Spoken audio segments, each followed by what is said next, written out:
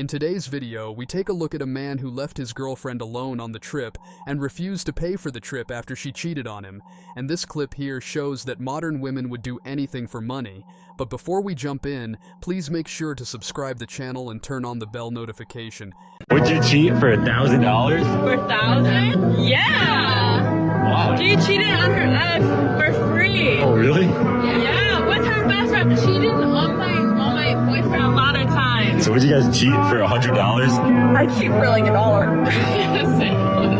I cheat for free. For $100? Yeah. Yes. Why? It's $100. 110% yes, I'm cheating for $100. Do you think your boyfriend will think about He wouldn't have to know. this? He doesn't have to know? Yeah, yes. Let me cheat on my boyfriend. If you got cheated on for $100, I'd probably let him cheat. I'd give you $100 not to cheat. Apart from that one girl, the rest are dying to cheat on their partner, and one has already been through it, while others are naming their price tag for which they are ready to sell their dignity. I hope this video reaches their father and boyfriends so they can see what kind of trash they are, and the same trash behavior is shown by this woman here.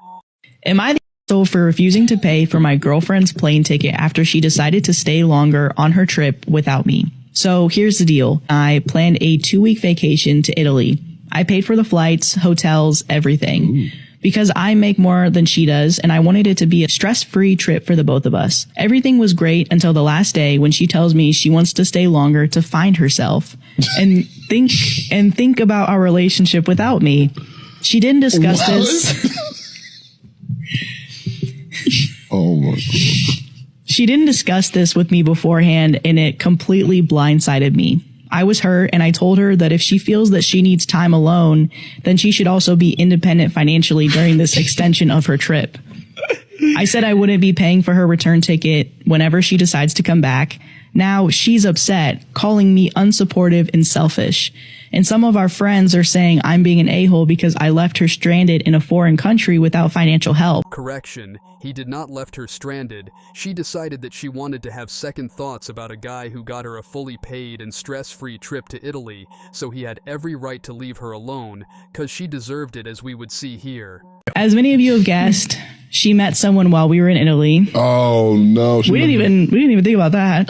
We probably should have. Well, yeah, keep going. Anytime someone says, I gotta find myself, it's just focus on yourself. Freaking Paolo, man. Like, that's it. That's what it Paolo, is. Man. Lizzie and Paolo. Yeah, that's crazy. She was quick to tell me that it was just a physical attraction and that they hadn't done anything, but she had his and was wanting to see if it'd go anywhere. I guess that's what I get for not feeling well and wanting to stay in one night while she went out to explore. Obviously, I told her things were over between us. Night. Even though she tried to make it sound like nothing had happened, the fact was, A, I couldn't feel like I could trust her when she said that, and B, I don't really want to be with someone who feels like it's okay to still keep her options open when she's been in a monogamous relationship for the past 2 years. The flight home was awkward as f***, and she tried really hard to give another pitch of why we should stay together on the drive home from the airport. I think as we got closer to home, reality started setting in, and she realized she'd just thrown a lot away. Now maybe she could go back to her fling and get the level of commitment this man has shown her, because she just tossed this relationship into the bin and lost a man who knows his worth. Just like this man knows his worth. Would you rather have me or this car? How many previous owners? For the car? No, you. 0. I don't buy it. How many miles? 0. Ever been in an accident? A few. Alright, well, at least the Carfax on this is probably accurate, so I'll take the car. You guys have the key? It's locked. You don't want us? Why the f*** would I want you? You see this thing? This is BMW M4 competition. Fine, take the car. My ex would take my shirts home to smell them when he sleeps. Why don't you do that with me? I live with you. So? You sleep next to me in a shirt, therefore I've got a shirt in my bed that smells like you next to me at all times. You don't like the smell, though. Well, if you want. So why can't you be like that? If you want, I can become your ex and we can test it. Did you just break up with me? No, I said if you want, I'll become your ex. So you're saying that we've broken up? No, I'm saying that if you want to break up with me and me become your ex. But so what I'm hearing is that you want to break up with me. Well, this sounds like a really, cool thing we could test the theory of. All you need to do is... So now it's cool that we're breaking up. So we're breaking up. Just give me that ring back. We're breaking up and it's cool. Well, that's yet to be discovered. He hasn't done anything yet. But if she continues to pester her with these silly questions and that attitude, then he might just take the ring back from her. 'Cause men don't want all this drama in their life. They are just looking for some appreciation, as called by this man here.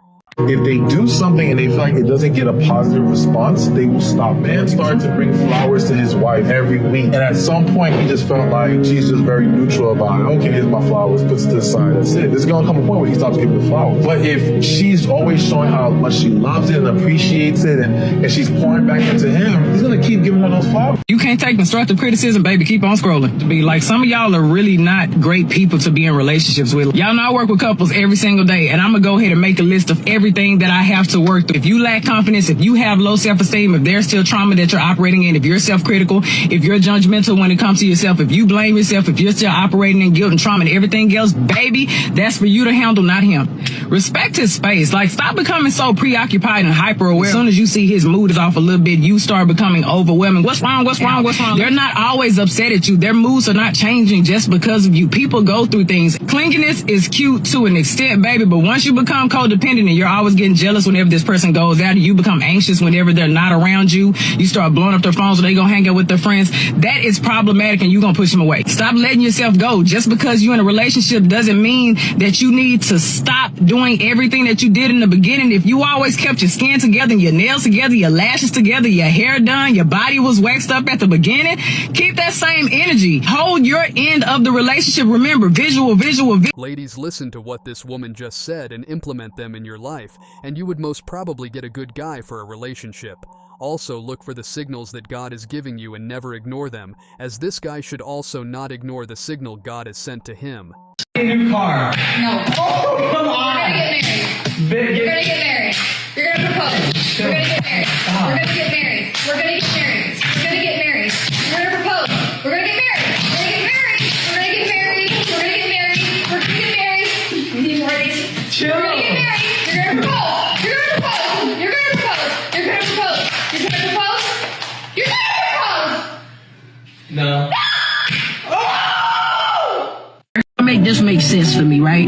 Why when a person running after you, they running after you, they calling you, they texting you, they emailing you, they sending you SOS messages, they pulling up and they knocking on doors, they going outside their way because they trying to make the relationship work with you. They exhausting every possibility to make this thing work, and you don't want it, you don't want it, you don't want it, you don't want it, you good, you good, you good. But the moment that person stop, the moment that person say, you know what, since you're good, be good. Since you got it, then have it. The moment that person get tunnel vision and actually start working on themselves and start healing from you and really start growing and elevating in their own life, the moment that you see them shining, the moment that you start to see things coming together for them, why do you bring your funky behind back on